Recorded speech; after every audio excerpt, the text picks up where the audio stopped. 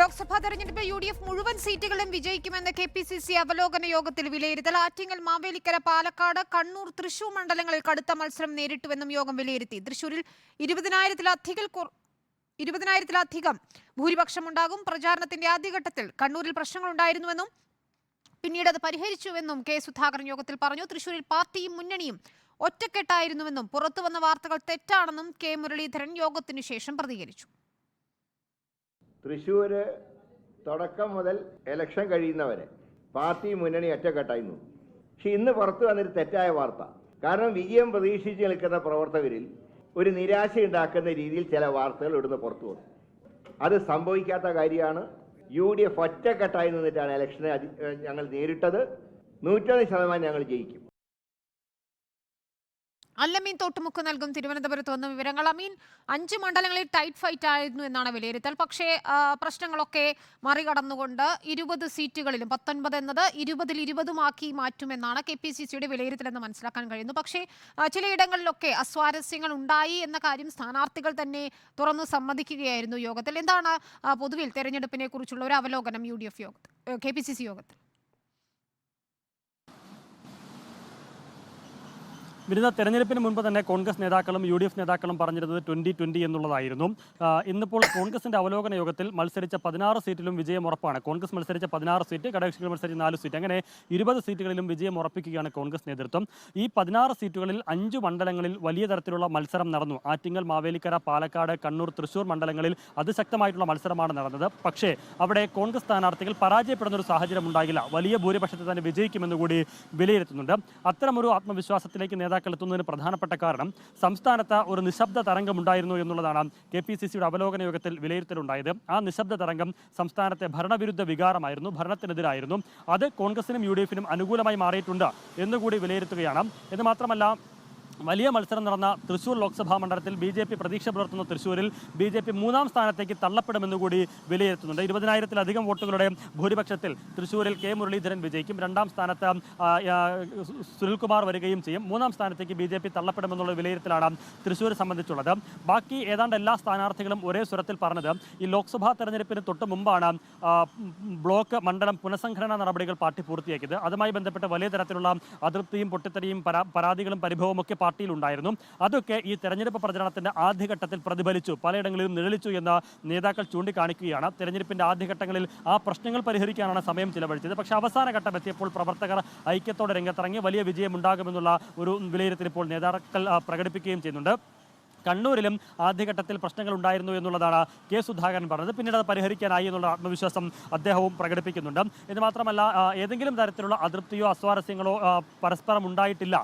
നേതാക്കളും പ്രവർത്തകരും തമ്മിൽ ഉണ്ടായിട്ടില്ല എന്നുകൂടി നേതാക്കൾ ആവർത്തിക്കുകയും ചെയ്യുന്നുണ്ട്. ഏതായിരുന്നാലും വലിയ വിജയപ്രതീക്ഷ തന്നെയാണ് ഇന്നു ചേർന്ന കോൺഗ്രസിന്റെ അവലോകന യോഗത്തിൽ നേതാക്കൾ വിലയിരുത്തിയിട്ടുള്ളത്. വിനിത, അതായത് അമീൻ, മാവേലിക്കര ദീർഘകാലമായി കൊടിക്കുന്നിൽ സുരേഷ് മത്സരിക്കുന്ന മാവേലിക്കരയിൽ കാര്യങ്ങൾ അത്ര ഈസി അല്ല എന്ന് നേരത്തെ തന്നെ റിപ്പോർട്ടുകൾ ഉണ്ടായിരുന്നതാണ്. അവരുടെ ആഭ്യന്തര റിപ്പോർട്ടുകൾ ഉണ്ടായിരുന്നത്. അവിടെ ടൈറ്റ് ഫൈറ്റ് എന്ന് പറയുമ്പോൾ CPIയുടെ യുവ സ്ഥാനാർത്ഥിയെ രംഗത്തിറക്കിയത് അവർക്ക് ഗുണം ചെയ്തു എന്നൊരു വിലയിരുത്തലാണോ കോൺഗ്രസിന്റെ ഭാഗത്തുള്ളത്? ഒപ്പം ആറ്റിങ്ങലിൽ ഏറ്റവും അവസാന സമയത്തുണ്ടായ വിവാദങ്ങളൊക്കെ തന്നെയും ബാധിച്ചിട്ടുണ്ട്. അത്തരം കാര്യങ്ങളിൽ എങ്ങനെയാണ് KPCCയുടെ വിലയിരുത്തൽ വന്നിരിക്കുന്നത്?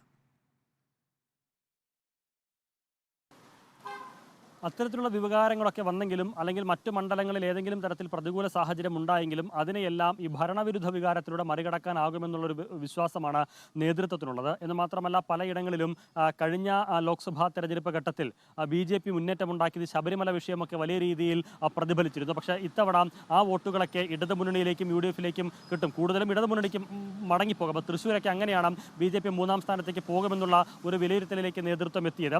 അങ്ങനെ ശക്തമായിട്ടുള്ള പ്രചരണം നടന്ന ഇടങ്ങൾ, അതുപോലെ തന്നെ നല്ല സ്ഥാനാർത്ഥികളെ ഇടതുമുന്നണി ഫീൽഡ് ചെയ്ത ഇടങ്ങൾ, അവിടെയൊക്കെ വലിയ ഫൈറ്റ് ഉണ്ടായത് അത്തരത്തിലുള്ളൊരു നീക്കത്തിലൂടെയാണ്. പക്ഷേ ആ ഫൈറ്റൊന്നും തന്നെ UDFിന്റെ കോൺഗ്രസിന്റെ വിജയത്തെ ബാധിക്കില്ല എന്നുള്ളതാണ് വിലയിരുത്തിയിട്ടുള്ളത്. എന്ന് മാത്രമല്ല, ഈ വടകരയിൽ വലിയ രീതിയിൽ ഷാഫി പറമ്പലിനെ കേന്ദ്രീകരിച്ചൊരു പ്രചരണം ഇടതുമുന്നണി നടത്തിയിരുന്നു, പ്രത്യേകിച്ച് CPM നടത്തിയിരുന്നു എന്നുള്ളതാണ് യോഗത്തിന്റെ വിലയിരുത്തൽ. ഷാഫിയും അത് യോഗത്തിൽ പറയുകയും ചെയ്തു. തുടക്കം മുതൽ തന്നെ ടാർഗറ്റ് ചെയ്തു. എന്ന് മാത്രമല്ല, ഒരു മതത്തിന്റെ അടിസ്ഥാനത്തിൽ തന്നെ ഒറ്റപ്പെടുത്താനുള്ള നീക്കം നടത്തി. അത് അന്തരീക്ഷം തകർക്കുന്നതിന് ബോധപൂർവമായ നീക്കമാണ് ഇടതുമുന്നണി നടത്തിയത് എന്നുള്ളതാണ് യോഗത്തിന്റെ വിലയിരുത്തൽ. അതിനെ തുറന്നു കാട്ടാൻ ഇനി അങ്ങോട്ട് പ്രചരണ പരിപാടികളുമായി രംഗത്തിറങ്ങുമെന്നും നേതാക്കൾ പറയുകയാണ്. വടകരയിൽ ഉണ്ടായിരുന്ന ഒരു സൗഹാർദ്ദ അന്തരീക്ഷം, മതസൗഹാർദ്ദ അന്തരീക്ഷം തകർക്കുന്നതിനാണ് CPM ശ്രമിച്ചത്. അതിനെ അംഗീകരിക്കാനാകില്ല, അതിനെ നിയമപരമായും മറ്റും നേരിടുമെന്ന് അടക്കമുള്ള കാര്യങ്ങൾ കൂടി ഇന്ന് നേതാക്കൾ പറയുകയും ചെയ്തു. അങ്ങനെ ഏതെങ്കിലും മണ്ഡലങ്ങളിൽ പാർട്ടിക്ക് വിരുദ്ധമായ ഒരു വികാരം ഉയർന്നു വന്നിട്ടുണ്ടെങ്കിൽ, മുന്നണി സ്ഥാനാർത്ഥികൾക്കെതിരെ ഒരു വികാരം ഉയർന്നു വന്നിട്ടുണ്ടെങ്കിൽ അതിനെയെല്ലാം അവസാന ഘട്ടത്തിൽ, പ്രചരണത്തിന്റെ അവസാന ഘട്ടത്തിൽ മറികടക്കാനായി എന്ന് തന്നെയാണ് വിലയിരുത്തുന്നത്. അത്തരത്തിൽ പല ഘടകങ്ങൾ യോജിച്ചപ്പോഴാണ് ഈ പറഞ്ഞ ആറ്റിങ്ങലും മന്ത്രി കെ രാധാകൃഷ്ണൻ തന്നെ മത്സരരംഗത്തിറങ്ങിയ ആലത്തൂരിൽ CPM ഉറച്ചു പ്രതീക്ഷിക്കുന്നു വിജയമുണ്ടാകുമെന്ന്. അവിടെ ഏത് രീതിയിലായിരുന്നു കാര്യങ്ങൾ? രമ്യ ഹരിദാസിന് ജയം ആവർത്തിക്കാനാകുമോ? ആ രീതിയിലുള്ള വിലയിരുത്തലുകൾ എങ്ങനെയാണ് വന്നത്? രമ്യയ്ക്ക് അവിടെ പാട്ടുമാടി തന്നെ വിജയിക്കാനാകുമെന്നുള്ള ഉറച്ച പ്രതീക്ഷ തന്നെയാണ് നേതൃത്വത്തിലുള്ളത്. രമ്യയും അത്തരം വിലയിരുത്തൽ തന്നെയാണ്, അല്ലെങ്കിൽ വിശദീകരണം തന്നെയാണ് യോഗത്തിൽ നടത്തിയത്. ഈ ഓരോ സ്ഥാനാർത്ഥികളും ഓരോ മണ്ഡലത്തിൻ്റെയും പ്രശ്നങ്ങളും അതുപോലെ തന്നെ പോസിറ്റീവായിട്ടുള്ള ഘടകങ്ങളും ഒക്കെ പറയുകയായിരുന്നു, തുറന്നു പറയുകയായിരുന്നു. അതിൽ ഏതൊക്കെ തരത്തിൽ എങ്ങനെയൊക്കെ കൂട്ടിയും കിഴിച്ചും വന്നാലും ഈ പറഞ്ഞ 20 മണ്ഡലങ്ങളിലും കൃത്യമായി UDF വിജയിക്കാം. പ്രത്യേകിച്ച് കോൺഗ്രസ് മത്സരിച്ച 16 മണ്ഡലങ്ങളിലും വിജയം ഉറപ്പാണ്. അത് ആലത്തൂരും അതുപോലെ സംശയം നിലനിന്ന പല മണ്ഡലങ്ങളുണ്ട്. CPM ഇപ്പോഴും വിജയപ്രതീക്ഷ ആവർത്തിക്കുന്ന മണ്ഡലമുണ്ട്. 12 ഇടങ്ങളിലെങ്കിലും വിജയിക്കുമെന്നുള്ള ഇടതുമുന്നണി പ്രതീക്ഷ. ആ മണ്ഡലങ്ങളിലൊന്നും അങ്ങനെ ഇടതുമുന്നണിക്ക് വിജയിക്കാനാവില്ല. കാരണം ഇടതുമുന്നണി പല തരത്തിലുള്ള അനുകൂല ഘടകങ്ങൾ മുന്നിൽ കാണുന്നുണ്ട്. പക്ഷെ അതിനെയൊക്കെ മറികടക്കും വിധം ഒരു നിശബ്ദ തരംഗം അത് സംസ്ഥാന സർക്കാരിനെതിരായി ഉണ്ടായിട്ടുണ്ട് എന്നുള്ള വിലയിരുത്തലാണ് UDFിൻ്റെതായിട്ടുള്ളത്, കോൺഗ്രസിൻ്റെതായിട്ടുള്ളത്. ആ നിശബ്ദ തരംഗത്തിൽ UDF കടന്നു പോകും, കോൺഗ്രസ് കടന്നു പോകും. ഈ പോളിംഗ് കുറയുന്നതിന് കാരണവും ഈ ഭരണവിരുദ്ധ വികാരവും അതുപോലെ തന്നെ നിശബ്ദ തരംഗവുമാണ്. അതെല്ലാം ക്ഷീണം ചെയ്യുന്നത് ഇടതുമുന്നണിക്കായിരിക്കും. കോൺഗ്രസിനോ UDFിനെയോ അത് പ്രതികൂലമായി ബാധിക്കില്ല എന്നുള്ളത് തന്നെയാണ് ഇന്നത്തെ യോഗത്തിന്റെ വിലയിരുത്തൽ. ഏതായാലും ജൂൺ 4 വരെ ഇനി ആ ഒരു വിലയിരുത്തൽ എത്ര കണ്ട് പ്രാവർത്തികമാകും എന്നറിയാൻ കാത്തിരിക്കാം. ശരി, 12 സീറ്റുകളിൽ ജയിക്കുമെന്നായിരുന്നു LDFിന്റെ പ്രതീക്ഷയെങ്കിൽ 20-ൽ 20 നേടുമെന്നാണ് KPCC യോഗത്തിലെ വിലയിരുത്തൽ വന്നിരിക്കുന്നത്. കേന്ദ്ര സംസ്ഥാന സർക്കാരുകൾക്കെതിരായ ഭരണവിരുദ്ധ വികാരം ഉണ്ടായി, ഒരു നിശബ്ദ തരംഗമുണ്ടായി എന്ന് തന്നെയാണ് വിലയിരുത്തുന്നതും KPCC. അല്ലമീനാണ് യോഗത്തിന്റെ വിശദമായ വിവരങ്ങൾ നൽകിയത്.